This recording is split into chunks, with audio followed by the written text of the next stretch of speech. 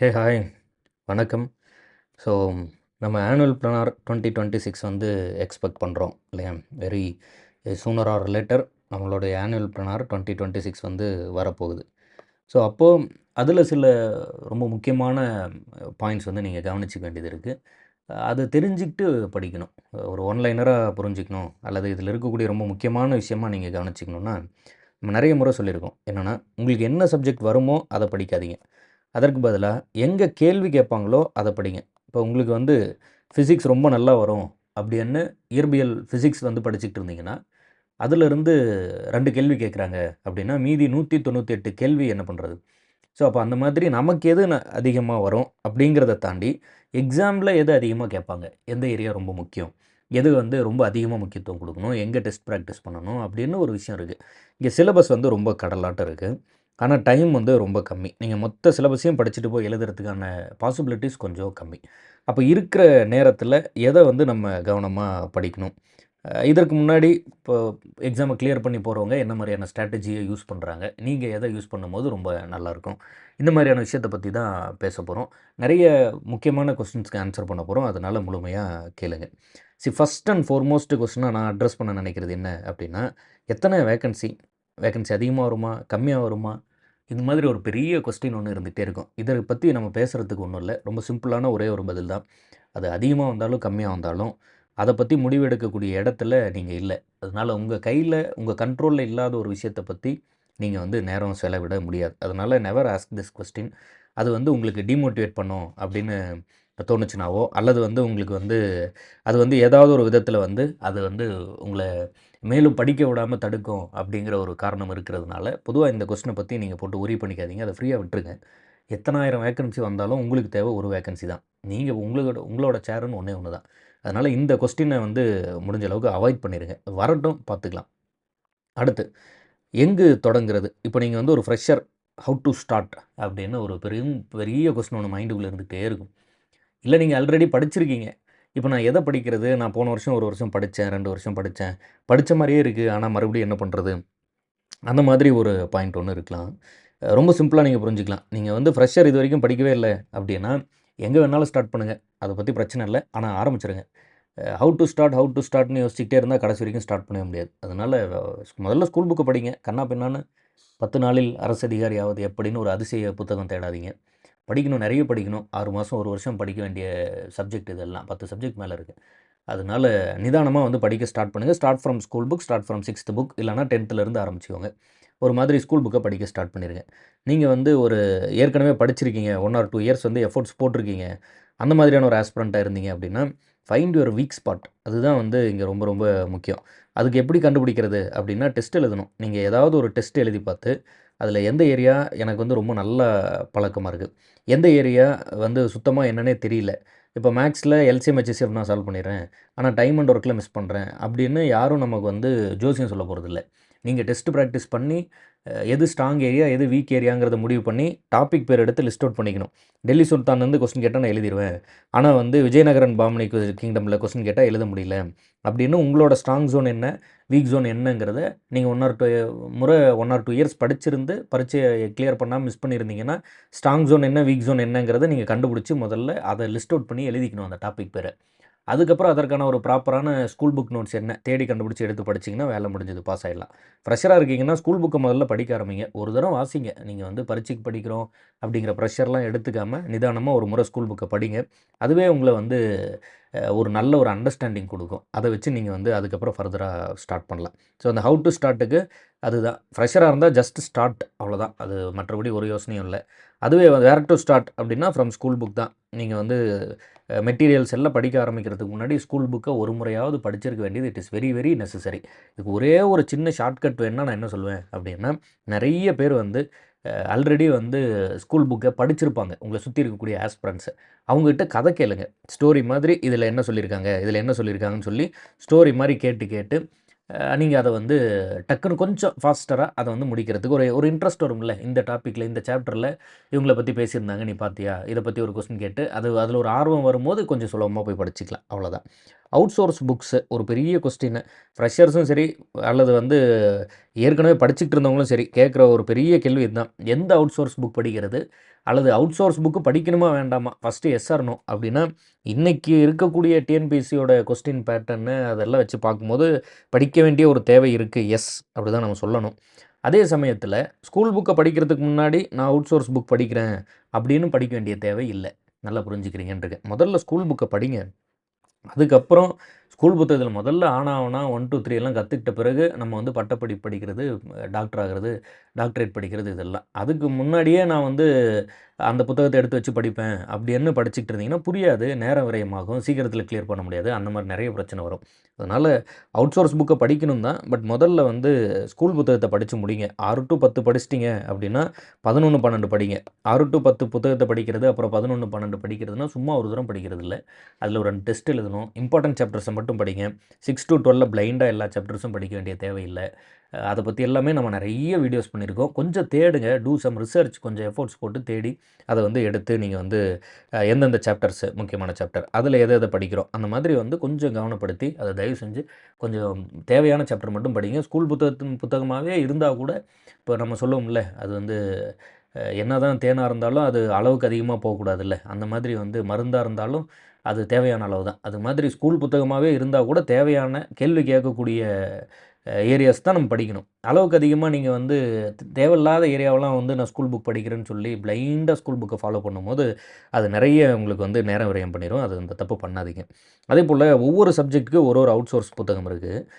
என்னோட ஒப்பீனியன்னா இந்த out source புத்தகத்த பொறுத்தவரைக்கும் நான் என்ன சொல்லுவேன் அப்டின்னா, முதல்ல இந்த அவுட் சோர்ஸ் புத்தகத்த படிக்கிறதுக்கு முன்னாடி நீங்க வந்து இந்த லாங்குவேஜ் பேரியர் இல்லாம பார்த்துக்கணும். நான் தமிழ்ல இருந்தா தான் படிப்பேன், இங்கிலீஷ்ல இருந்தா தான் படிப்பேன் அப்டின்னு நீங்க வந்து உங்கள நீங்களே ரெஸ்ட்ரிக்ட் பண்ணிக்காதீங்க. ட்ரை பண்ணி பாருங்க. ரொம்ப புரியல அப்டின்னா, அந்த வார்த்தைய தூக்கி கூகுள்ல போட்டு தமிழ் வார்த்தை என்னன்னு தெரிஞ்சு கூட நீங்க முயற்சி பண்ணீங்கன்னா கத்துக்கலாம். நான் படிக்கவே மாட்டேன் அப்டின்னு சொல்லி அந்த தமிழ்ல இருக்கு, இங்கிலீஷ்ல இருக்கு. இப்போ லக்ஷ்மிகாந்த்லாம் பியூரா இங்கிலீஷ்ல இருக்கும். ஆனா, எனக்கு தமிழ்ல வேணும்னு சொல்லி அத இது பண்ணிக்கிட்டு இருக்காங்க. எந்த புத்தகம் பெஸ்ட்டா இருக்கோ அத எடுத்து படிச்சுக்கோங்க. இப்போ வெங்கடேசன் ஐயா அவர்களுடைய அந்த புத்தகங்கள் வந்து தமிழ்ல ரொம்ப பெஸ்ட்டா இருக்கும். அப்ப நீங்க தமிழ்ல படிச்சிரணும். நான் இங்கிலீஷ் மீடியம் ஸ்டூடண்ட்டு, நான் தமிழ்ல வந்து படிக்கல அப்படின்னு சொல்லிட்டு இருக்கக்கூடாது. அதேபோல தமிழ் மீடியம் ஸ்டூடண்ட் வந்து இங்கிலீஷ்ல ஒரு புத்தகம் பெஸ்ட்டா இருக்குன்னா, அதை எடுத்து படிச்சிடணும். அது அந்த லாங்குவேஜ் ரெஸ்ட்ரிக்ஷன் இல்லாம பார்த்துக்கோங்க. சோர்ஸ் பொறுத்தவரைக்கும் ரொம்ப சிம்பிள் தான். ஸ்கூல் புத்தகத்த தான் படிக்கணும். அந்த ஸ்கூல் புத்தகத்த முழுசா படிக்க தேவையில்ல. சிலபஸ்ல இருக்கிறத படிச்சா போதும். ஸ்கூல் புத்தகத்த சிலபஸ் வைஸ் கவர் பண்ணிட்ட பிறகு அதில டெஸ்ட் எடுத்துட்ட பிறகு ஒரு ஒரு சாப்டர் வைஸ் ரெகுலரா லைவ் கிளாஸு, டெஸ்ட்டு அது இது எல்லாத்தையும் ஓரளவுக்கு ஸ்கூல் புத்தகத்தில ஒரு கான்ஃபிடன்ஸ் வந்த பிறகு அவுட் சோர்ஸ் புத்தகம். அதுவுமே அது தமிழ்ல இருந்தாலும், இங்கிலீஷ்ல இருந்தாலும் முதல்ல ஒரு தடவ வாங்கி படிச்சு பார்க்குறீங்க. ஃபர்ஸ்ட் டைம் படிக்கும்போது நீங்க சும்மா கதை புக் படிக்கிற மாரி படிக்கிறீங்க. அவ்வளோதான். 2வது டைம், 3வது டைம் அந்த புத்தகத்த படிக்கும்போது தான் எக்ஸாமுக்காக படிக்கிறீங்க. ஃபர்ஸ்ட் டைம் படிக்கும்போதெல்லாம் அது சும்மா ஜஸ்ட் ரீடிங் தான். அப்போ போட்டு எந்த கன்ஃப்யூஷனும் பண்ணிக்காதீங்க. அதேபோல யூடியூப் மட்டுமே போதுமானதா? யூடியூப் வச்சு நான் எக்ஸாம கிளியர் பண்ண முடியுமா? அப்படின்னா என்னோட ஒப்பீனியனா நான் என்ன சொல்லுவேன் அப்படின்னா, இன்னைக்கு நிலவரத்துக்கு ஆஸ் ஆஃப் நவம்பர் 2025 இன்னைக்கு நிலைமைக்கு யூடியூப் மட்டுமே வச்சு நீங்க தாராளமா எக்ஸாம் வந்து கிளியர் பண்ணலாம். நீங்க ஆஃப்லைன்ல இருக்கக்கூடிய இன்ஸ்டிடியூட்டோட மிக முக்கியமான தேவை என்ன? யூஸ் என்ன? அப்டின்னா, நீங்க பரீட்சை எழுதும்போது ஒரு ஆள் உங்க பக்கத்துல நின்னு, நீங்க அந்த கொஸ்டின் பேப்பர முழுமையா முடிக்கிறீங்களா? பாதியில எழுந்து ஓடாம, நீங்க அத வந்து முழுமையா கம்ப்ளீட் பண்றீங்களான்னு பார்க்குறது. ஒரு ஆஃப்லைன்ல போய் நீங்க வந்து படிக்கும்போது, படிக்கக்கூடிய சக மாணவர்களோட ஒரு ஒரு கான்டாக்ட் கிடைக்கும்போது, ஓகே. ஒரு ஒரு ஒரு சுத்தி ஆஸ்பிரண்ட்ஸா எடுக்கும்போது, ஒரு படிக்கிறதுக்கான ஒரு இன்ஸ்பிரேஷன் கிடைக்கிறது. அந்த மாதிரி ஒரு நல்ல என்விரான்மென்ட் செட் ஆகுறது. இது மாதிரியான நெறைய நல்ல நல்ல பெனிஃபிட்ஸ் இருக்கு. இல்ல, எனக்கு அதுக்கான பாசிபிலிட்டீஸ் இல்ல அப்படின்னு நீங்க நெனச்சீங்கன்னா, வேலைக்கு போயிட்டு படிக்கிறீங்க. இல்ல வந்து ஒரு இன்ஸ்டிடியூட்க்கு போற அளவு எனக்கான அந்த வறுமை வந்து இருக்கு. அதனால என்னால அவ்வளோ தூரம் அத செலவு பண்ண முடியாது அப்படிலாம் இருந்தீங்கன்னா, ஒரு ஒரு ரூ. 200 ரூ. 300க்கு ஒரு இன்டர்நெட் பேக் போட்டு ஒரு ஒரு குறைந்தபட்ச ஒரு மொபைல் ஃபோன் ஒண்ணு கையில வச்சிருந்தீங்கன்னா, தாராளமா கிளியர் பண்ணலாம். நம்ம யூடியூப் சேனல்லயே நீங்க ரெகுலரா ஃபாலோ பண்ணீங்கன்னாவே ஓரளவு நல்ல வந்து அந்த அந்த கிளியரான ஒரு ஐடியா, கிளியரான சோர்ஸு, கிளியரான ஒரு கொஸ்டின் ஆன்ஸரு எல்லாத்தையுமே நீங்க வந்து அதில பார்க்கலாம். அது மாதிரி நீங்க நல்லா வந்து தேடி எடுத்து வச்சுக்கணும். இந்த இடத்துல மட்டும் சின்னதா நான் ஒரு ஒரு சஜஷன் என்ன சொல்லுவேன்னா, நீங்க அத நல்லா கிளியரா உள்வாங்கிக்கோங்க. விச் இஸ் அதாவது நம்ம நெறைய முறை அத சொல்லியிருக்கோம். அதாவது நான் ஒரு ஒரு வகுப்பு எடுக்கிறேன். அது வந்து உங்களுக்கு புரியல அப்டின்னா, வேற ஒருத்தர் வந்து இன்னொருத்தர் வந்து அந்த வகுப்ப வந்து எடுக்குறாரு அப்டின்னா, அப்போ வந்து உங்களுக்கு புரிஞ்சிருது அப்டின்னா, என் மேல தான் தப்பு. அப்போ இன்னொருத்தர் சொல்லி தராரு அது புரியுது. நான் சொல்லி தரேன் அது புரியல. அப்போ யார் சொல்லி தரும்போது புரியுதோ, அதை வச்சு படிச்சுருங்க அப்டின்னு நம்ம வந்து சொல்லுவோம். அது மாதிரி ஒரு புத்தகத்த எடுத்து நீங்க படிக்கிறீங்க. அது உங்களுக்கு புரியலன்னா, உங்களுக்கு புரியிற மாரி ரைட்டிங் இருக்கக்கூடிய வேற ஒரு புத்தகத்த ரெஃபர் பண்ணிட்டு போயிடணும். அந்த புத்தகத்திலேயே தான் நான் படிப்பேன்னு அடம் பிடிக்க தேவையில்ல. உங்க நண்பருக்கு ஒரு புத்தகம் வந்து நல்லா புரியுதுன்னா, அதே மாதிரி உங்களுக்கும் அந்த புத்தகத்திலேயே படிக்கணுங்கிற அவசியம் ஒண்ணும் இல்ல. நீங்கள் எந்த புத்தகம் நமக்கு நல்லா புரியுதுன்னு கண்டுபிடிச்சி வச்சுக்கணும். அது புத்தகமாக இருந்தாலும், ஆசிரியராக இருந்தாலும், யூடியூப் சேனலாக இருந்தாலும், எதுவாக இருந்தாலும் நமக்கு புரியிற மாதிரி எதெல்லாம் இருக்கு அப்படின்னு தேடி வேலை செஞ்சு அத வந்து எடுத்து நீங்க லிஸ்ட் அவுட் பண்ணி வச்சுக்கணும். இந்த சப்ஜெக்ட் நான் இப்படி படிச்சுக்கிறேன். இந்த சப்ஜெக்ட் இவரோட அந்த வீடியோஸ் பார்த்து படிச்சுக்கிறேன். அந்த மாதிரி நீங்க வந்து you have to make your own list. அத வந்து கொஞ்சம் தேடி நேரம் விரயம் பண்ணி, நேரம் செலவு பண்ணி தான் நீங்க வந்து கத்துக்க முடியும். இப்ப இந்த மாரி இன்னும் பிளானர் வரதுக்கு 1 மந்த் இருக்கு. பிளானர் வரதுக்கு ஒரு 10 டேஸ் இருக்கு அப்படிங்கிற டைம்ல நீங்க வந்து இந்த மாதிரி வேலையெல்லாம் முடிச்சு, உங்களோட ஓன் லிஸ்ட்ட வந்து இந்த புத்தகத்தெல்லாம் படிக்க போறோம். இந்த மெட்டீரியல்ஸ்லாம் யூஸ் பண்ண போறோம். இந்த வீடியோஸ் எல்லாம் பார்க்க போறோம். அப்படின்னு நீங்க ஒரு ஓன் லிஸ்ட் ஒண்ணு ரெடி பண்ணி வச்சுக்கிட்டீங்கன்னா, வெரி வெரி சூப்பரா இருக்கும். அது உங்கள வொண்டர்ஃபுல்லா கைட் பண்ணும்.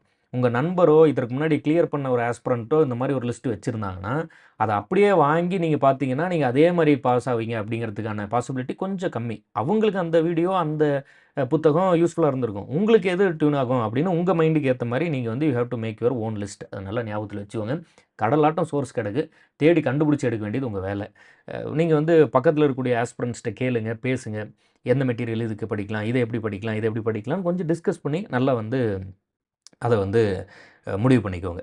இவ்வளோ தான் நான் வந்து ஒரு சில பேசிக் கொஸ்டின்ஸா இந்த ஃபீல்டுக்குள்ள பார்க்குறேன். அப்போ எண்ட் ஆஃப் த டே ஒரு 2, 3 விஷயம் ஃபர்ஸ்ட்டு டிஎன்பிசில உங்களுக்கு வேற எதுவுமே தெரியலனா கூட, இந்த 4 விஷயத்த வந்து நீங்க வந்து எப்போதும் மைண்ட்ல ஞாபகம் வச்சுக்கோங்க. நம்பர் 1 சிலபஸ் அடிப்படையில படிங்க. சிலபஸ தாண்டி வேற எத பத்தியும் யோசிக்காதீங்க. 2வது ஸ்கூல் புத்தகத்தில படிங்க. தயவு செஞ்சு ஸ்கூல் புத்தகத்த 1 தரம், 2 தரம், 10 தரம் படிச்சு முடிச்சுட்டு, அதுக்கப்புறம் 11த், 12த் ஸ்கூல் புத்தகத்த எல்லாம் ஓரளவு கவர் பண்ணிட்டு, அப்புறம் வெளியில இருக்கக்கூடிய வேற எந்த ஒரு அவுட் சோர்ஸாக்கான புத்தகத்த வேணாலும் படிங்க. எடுத்த உடனே இங்க போகாதீங்க. எல்லாத்தையும் தாண்டி இது எல்லாம் வந்து நீங்க வந்து படிக்கிறேன்னு முடிவு பண்ணிட்ட பிறகு தான். சும்மா இத வந்து திணிக்கக்கூடாது. அது வந்து ஒரு விருப்பத்தோட நீங்க வந்து படிக்கணும். அப்பதான் படிக்க முடியும். அதனால முதல்ல வந்து அத படிக்கிறோம் அப்படிங்கிறத தெளிவா முடிவு பண்ணிக்கிட்டு, அதுக்கப்புறம் படிக்க ஆரம்பிங்க. ஏதாவது ஒருத்தர் சுத்தி இருக்கவங்க பிரஷர் பண்றாங்கன்னு படிக்காதீங்க. அப்படிலாம் படிக்க முடியாது. 1 நாள், 2 நாள் படிக்கலாம். தொடர்ச்சியாலாம் படிக்க முடியாது. நம்ம நெறைய முறை இந்த கத சொல்லிட்டோம். எப்பல்லாம் டிஎன்பிசிய பத்தி பேசுறோமோ, அப்பல்லாம் இந்த கத சொல்லியிருப்பேன். நீங்க வந்து அ அதாவது ஒரு சின்ன சிற்றரசன் வந்து ஒரு பேரரசன ஒரு தீவுல சண்ட போட எதிர்த்து போனா, அப்போ வந்து அந்த சிற்றரசன் போய் அந்த பெரிய தீவுல இறங்கிட்டு, தன்னோட அந்த சிற்றரசனோட அந்த படை வீரர்கள் அந்த படகெல்லாம் கொளுத்திட்டான். கொளுத்திட்ட பிறகு, இப்போ வந்து அந்த சிற்றரசன் வந்து அந்த சோல்ஜர்ஸ பார்த்து பேசுறான். "ஒண்ணு நம்ம முன்னாடி இருக்க அந்த பேரரசன எதிர்த்து ஜெயிச்சு நம்ம வந்து உயிர் வாழப் போறோம். இல்லன்னா வந்து இந்த தீவுலயே மரணிக்க போறோம். 2ல 1 தான்." அப்படின்னு சொல்லி சண்ட போட்டு, அந்த சிற்றரசன் வந்து அந்த பேரரசன ஜெயிச்சிடுறான். அப்படின்னா என்ன சொல்ல வரேன் அப்படின்னா, சும்மா ட்ரை பண்ணி பார்க்குறேன் அப்படின்னா, கண்டிப்பா ஃபெயில் ஆயி போயிடுவோம். அதில மாற்று கருத்தே கிடையாது. இந்த ட்ரைக்கெல்லாம் வந்து டிஎன்பிசில காம்படிட்டிவ் எக்ஸாம்ல இங்க வாய்ப்பே கிடையாது. அ இத விட்டா எனக்கு வேற வழியே இல்ல. அப்படின்னு படிக்கிறவன் தான் இங்க வந்து பாஸ் ஆக போறான். அப்படி இல்லைன்னா கூட, இத விட்டா வேற வழியே இல்லன்னு படிக்க போறான்ல, அவங்க கூட நீங்க போட்டி போட போறீங்க. அப்படிங்கிறத மனசுல வச்சுக்கிட்டு படிங்க. திரும்பி போற கதவுன்னு ஒண்ணு இருக்கவே கூடாது. இது இல்லன்னா நான் அந்த இன்னொரு வேலைக்கு போயிடுவேன் அப்படின்னு நினைச்சீங்கன்னா, 100% அந்த இன்னொரு வேலையில தான் போய் நிப்பீங்க. நீங்க வந்து எக்ஸாம கிளியர் பண்ண மாட்டீங்க. ஸோ அப்ப எக்ஸாம கிளியர் பண்ணணும்னா, இத விட்டா எனக்கு வேற ஆப்ஷனே கிடையாது அப்படின்னு ஒண்ணு இருக்கணும். நெறைய முறை சொல்லியிருப்போம். "When the why is clear, the how will appear" அப்படின்னு ஒரு அழகான ஸ்டேட்மெண்ட் சொல்லுவாங்க. அதாவது இந்த ஒய்ங்கிறது ஏன் வெற்றி பெறணுங்கிற காரணம் வந்து உங்களுக்கு தெளிவா இருந்ததுன்னா, எப்படி வெற்றி பெறணும் அப்படிங்கிறது எப்படியாவது வந்து சேரும். அதனால நீங்க ரொம்ப கான்ஃபிடென்ட்டா படிங்க. முதல்ல விருப்பப்பட்டு படிங்க.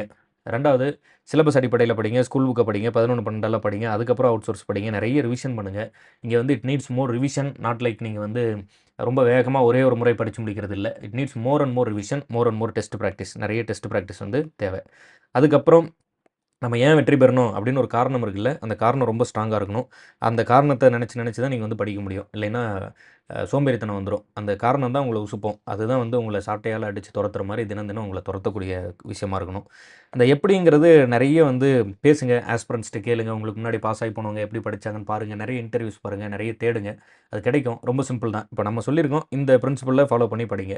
எல்லாத்துக்கும் மேல கடைசியா ஒண்ணு இருக்கு. அது என்னன்னா நேரம். நீங்க வந்து இந்தியாவின் பிரதமரா இருந்தாலும் 24 மணி நேரம் தான்.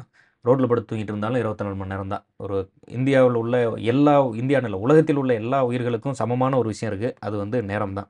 யானையா இருந்தாலும், எறும்பா இருந்தாலும், பூனையா இருந்தாலும், மானா இருந்தாலும், மயிலா இருந்தாலும் எல்லாருக்குமே 24 மணி நேரம் தான். அத எப்படி பயன்படுத்திக்கிறீங்களோ, அத பொறுத்து தான் எல்லாமே. அதனால முழுமையா அந்த நேரத்த யுட்டிலைஸ் பண்ணிக்க பாருங்க. 8 மணி நேரம் வேலைக்கு போயிட்டு, 8 மணி நேரம் வந்து தூங்கிட்டு, அதுக்கப்புறம் ஒரு 8 மணி நேரம் படிக்கலாம். அந்த அளவுக்கு 3 8 மணி நேரம் இருக்கு. இதுல ஒரு 8 மணி நேரம் தூங்கிட்டேன். ஒரு 8 மணி நேரம் வந்து நான் வந்து வேலைக்கு போயிட்டேன். அப்படின்னா கூட இன்னும் ஒரு 4 மணி நேரம் வந்து கிளம்புனது, சாப்பிட்டது, தூங்குனதுன்னு நேரம் ஆயிடுச்சுன்னா கூட இன்னும் 4 மணி நேரம் இருக்கும். அந்த 4 மணி நேரத்த ஒழுங்கா புடிச்சு படிச்சா பாஸ் ஆயிரலாம். அந்த அளவுக்கு டைம ரொம்ப கன்சைஸா கரெக்ட்டா மேனேஜ் பண்ணீங்கன்னா, நீங்க வந்து வெற்றி பெற வாய்ப்பு இருக்கு. இது வெறுமனே வந்து இந்த ஃபீல்டு வந்து நான் வந்து புத்தகத்தில இருக்கிறத நல்லா படிச்சு மனப்பாடம் பண்ணேன். நான் ஏன் பாஸ் ஆவல? அப்படின்னா, அந்த மாதிரி வந்து நீங்க யோசிக்க முடியாது. ஏன்னா, இங்க நெறைய அதர் ஃபேக்டர்ஸ் இருக்கு. எப்படி இந்த நேரத்த கரெக்ட்டா ஃபாலோ பண்றது, நெறைய ரிவிஷன் பண்றது, நெறைய டெஸ்ட் பிராக்டிஸ் பண்றது. 200 கேள்வி எழுதணும். ஆனா 150 நிமிஷம் தான். 3 மணி நேரம் தான் குடுப்பாங்க. அப்போ ஒரு கேள்விய 1 நிமிஷம்னு எழுதுனா கூட நம்ம வந்து 200 கேள்வி எழுத முடியாது. இந்த மாதிரி அந்த பிரஷர ஹேண்டில் பண்றது, கரெக்ட்டா ஓஎம்ஆர் ஷீட்ல வந்து ஷேர் பண்றது, இது மாரிலாம் நெறைய அதர் ஃபேக்டர்ஸ் இருக்கு. அதனால தான் ரொம்ப நல்லா படிக்கக்கூடிய நெறைய மாணவர்கள் கூட ஏதோ ஒரு பாயிண்ட்ல மிஸ் பண்ணி வெளிய நிப்பாங்க. அதனால அந்த எல்லா விஷயத்தையும் முழுமையா உள்வாங்கி, நிதானமா, அழகா வந்து நம்பிக்கையோட படிங்க. ஆனுவல் பிளானர் 2026 வந்து நமக்கு ரொம்ப ரொம்ப பாசிட்டிவா இருக்கும் அப்படின்னு நம்புவோம். நம்பிக்கை எல்லாத்துக்கும் ஒரு கடைசி, அதேபோல முதல் ஆயுதம். அத தவிர்த்து நம்மட்ட வேற ஒண்ணும் இல்ல. அதனால முழுமையா நம்புவோம். நல்ல ஒரு பாசிட்டிவான விஷயமா இருக்கும்னு. அதுக்கப்புறம் அது எது வந்தாலும் அத நம்ம எதிர்கொள்ளலாம். அது பார்த்துக்கலாம். படிங்க. இந்த மாரி நேரம் கொஞ்சம் கிடைக்கும்போது, டைம் இருக்கும்போது, பிளானர் வரப்போது இன்னும் ஒரு 10, 20 டேஸ் இருக்கு. அப்படிங்கும்போதே டிசைட் பண்ணிருங்க. படிக்கிறோமா? இல்லையா? அப்படின்னு. படிக்கிறோம்னா எப்படி படிக்கிறோம்? அப்படிங்கிறதெல்லாம் முடிவு பண்ணி வச்சுக்கோங்க. புத்தகத்த ரெடி பண்ணிக்கோங்க. எங்கெங்கெல்லாம் படிக்க போறீங்கங்கிறது அந்த அந்த மற்ற எல்லா வேலைகளும் செஞ்சு வச்சுக்கணும். அதுக்கப்புறம் அத அப்படியே ரெகுலரா ஸ்டார்ட் பண்ணிறணும். பிளானர் வரும்போதெல்லாம் நீங்க ஆல்ரெடி வந்து ஒரு சப்ஜெக்ட் 2 சப்ஜெக்ட் ஸ்கூல் புக்ல நான் படிச்சு முடிச்சுட்டேன். டெஸ்ட் எழுதிட்டேன். அப்படிங்கிற அளவுக்கு தயாரா இருந்தீங்கன்னா, அப்படியே அந்த பிளானரோட அந்த ஃப்ளோலயே அப்படியே டக்கு டக்கு டக்கு டக்கு டக்குன்னு படிச்சுட்டு வந்துரலாம். அதுக்கப்புறம் ஆரம்பிக்கக்கூடாது. பிளானர்லாம் வந்து இன்னும் 10 நாளில் இன்னும் ஒரு 1 மாசத்துல பரீட்சை அப்படிங்கும்போது, நீங்க போய் நான் வந்து இன்னும் இந்த 30 நாளில் அரசு அதிகாரி ஆவது எப்படி? அப்படின்னு ஆரம்பிக்காதீங்க. அது வந்து இட் வில் பி டஃப் அந்த மாதிரி வந்து பண்ணாதீங்க. எதுவுமே முடியாதுன்னு நம்ம சொல்றது இல்ல. பட் ஆனா கூட ரொம்ப ரொம்ப கடினம். ஸோ, அப்போ வந்து முன்னாடியே இயர்லியரா நீங்க வந்து ப்ரிப்பரேஷன ஸ்டார்ட் பண்ணிக்கிறது தான் ஈசியஸ்ட், பெஸ்ட் ஷார்ட்கட் என்ன அப்படின்ட்டுனா, ப்ரிப்பரேஷன், ப்ரிப்பரேஷன், ப்ரிப்பரேஷன் தான். முன்னாடி ஸ்டார்ட் இயர்லி ப்ரிப்பேர் பண்ணுங்க, ட்ரை பண்ணுங்க, நம்பிக்கையோட வந்து முயற்சி பண்ணுங்க. நிச்சயமா வந்து பாஸ் ஆவீங்க. வேற ஒரு வீடியோல நம்ம வந்து சந்திப்போம். Keep supporting us. Thank you. டடா.